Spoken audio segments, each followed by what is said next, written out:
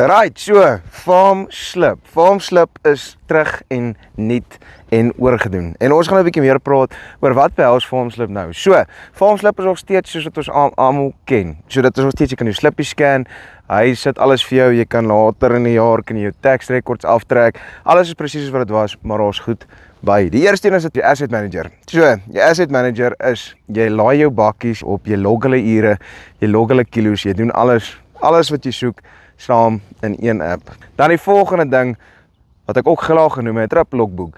Ons almal weet hoe moeilik is dit om altyd log te hou van al die trips en die roetes wat jy ry. Farmslip maak dit vir jou maklik. Jy registreer jou bakkie in die asset manager. Dit is ook een van die nuwe goed wat ek naderhand gaan raak. Dan klik jy op hom en jy sê basies hoe ver ek gery het en hoe ver dit gekom het. En dan wat se voertuig dit was, van waar tot waar, hoeveel kilos. En so kan jy makliker logboek hou van al die kilos wat jy ry. En ons weet in die landbouindustrie is dit nogal 'n hele paartjies. So, gaan download Farmslip, gaan kyk hoe werk dit en kyk of dit vir jou besigheid kan makliker maak. Dis Farmspice oor en uit.